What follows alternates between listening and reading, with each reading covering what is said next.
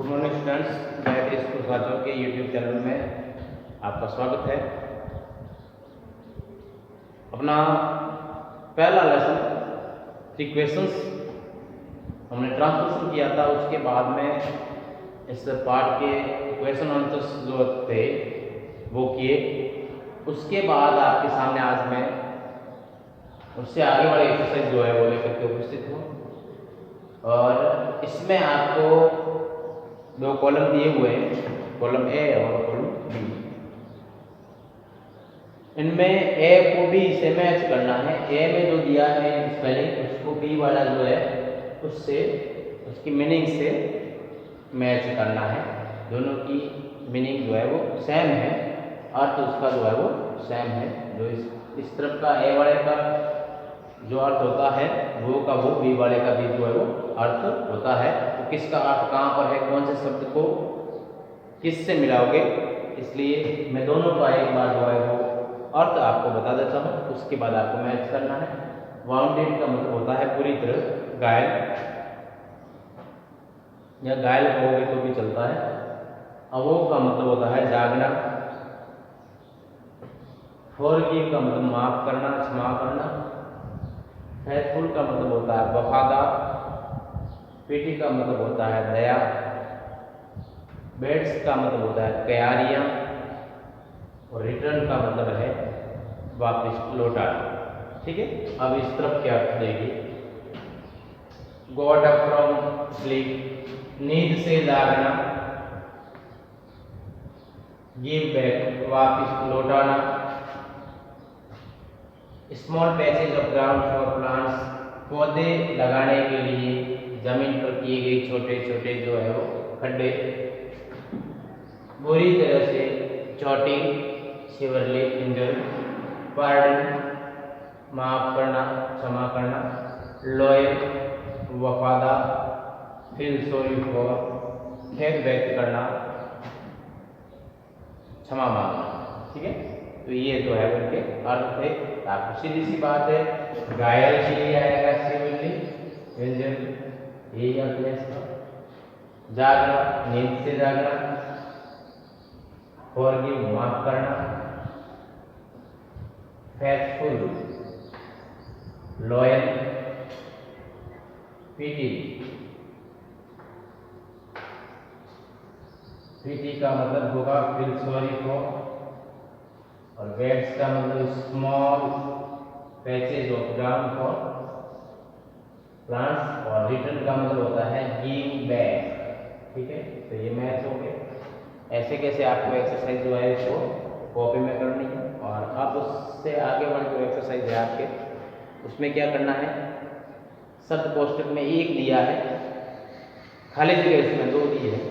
तो आपको उस शब्द का ही सही रूप ऐसे भरना है कि आपको समझ में आ जाए और सेंटेंस का सही अर्थ जो है वो निकल सके।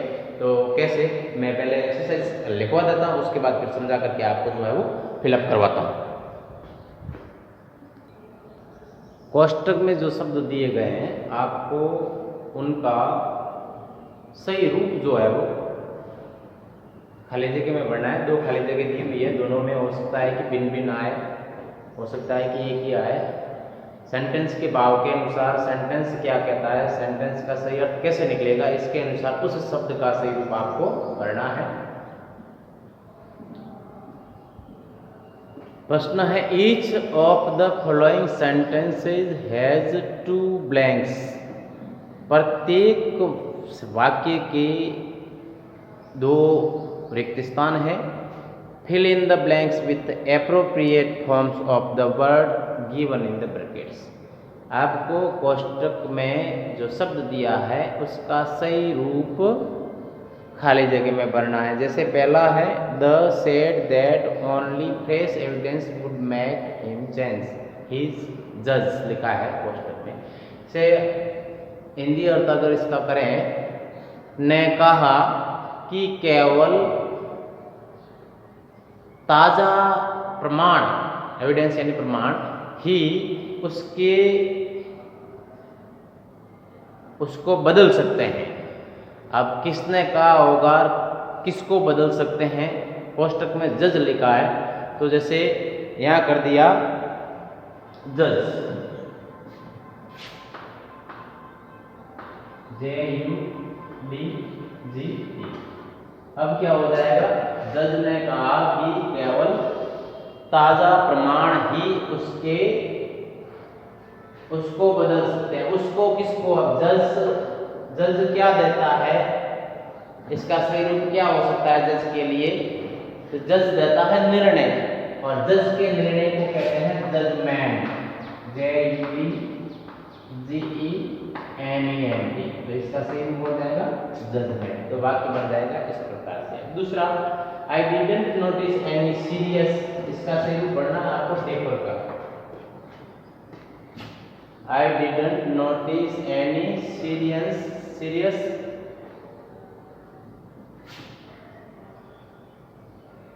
डिफरेंस नहीं होगा, डिफरेंस ही होगा, डिफरेंस ही होगा, क्योंकि जो है वो यहाँ पर डिड नॉट है, DIFFERENC, difference among the debaters, although they from another or small points, one another। तो इसमें जो है वो आपको वर्ब का सेकंड फॉर्म भरना पड़ेगा, डिफर, ठीक है। तो वाक्य बन जाएंगे कुछ इस प्रकार से। फिर उसके बाद में है it's a fairly simple question, ये न्यायिक ही साधारण प्रश्न है, या ये उत्तर देने के लिए न्यायिक ही साधारण प्रश्न है। उत्तर देने के लिए, तो उत्तर के लिए लिखेंगे answer, ANSWER, but will you accept my, वापिस आंसर आएगा कि आप मेरे जवाब को पूर्णतया स्वीकार करोगे। तो जवाब यहाँ भी है, जवाब यहाँ भी है, तो दोनों तरफ आंसर होगा। It isn't that should always be the mother of invention, ये जरूरी नहीं है, ये जरूरी नहीं है, और शब्द आपको लिखना है इसका सही, ये जरूरी नहीं है कि वह हमेशा आविष्कार की जननी हो। वह को है यहाँ पर, यहाँ तो आपको नेसेसरी लिखना है NESSARY। तो ये तो हो गया, ये जरूरी नहीं है कि हमेशा आविष्कार की जननी हो। आविष्कार की जननी किसको मानते हैं, वो होती है आवश्यकता, आवश्यकता को कहेंगे नेसेसिटी। तो ये जरूरी नहीं है कि आवश्यकता हमेशा आविष्कार की जननी हो, ये बन गया। और उसके बाद हर्मिट्स आर, कोष्टक में वाइज दिया है, तो हर्मिट्स जो होते हैं, सन्यासी जो होते हैं, वो कैसे होते हैं, उसको कैसे मैन माना जाता है, वाइज मैन, ठीक है। ये सही रूप भर दिया है यहाँ पर, ठीक है। How they acquire there no one can, और वे कैसे प्राप्त करते हैं कोई नहीं बता सकता, इसका सही रूप पढ़ना है, कैसे प्राप्त करते हैं। भाई से ऐसा क्या शब्द बनेगा जिससे कि जो है वो उसमें विद्यमान होता है सन्यासियों में, और वो कैसे प्राप्त करते हैं कोई नहीं बता सकता है, तो विजडम होगा। बाकी क्या होगा कि सन्यासी जो है वो बुद्धिमान होते हैं, और कोई ये नहीं बता सकता है कि वे इस प्रकार की बुद्धि जो है वो कहाँ से प्राप्त करते हैं, ठीक है। तो ये वाक्य इस प्रकार से आपको बनाना है, और एक दो वाक्य और पीछे रहे हैं जो मैं आपको करवा देता हूँ, लिखवा देता हूँ बोर्ड पर।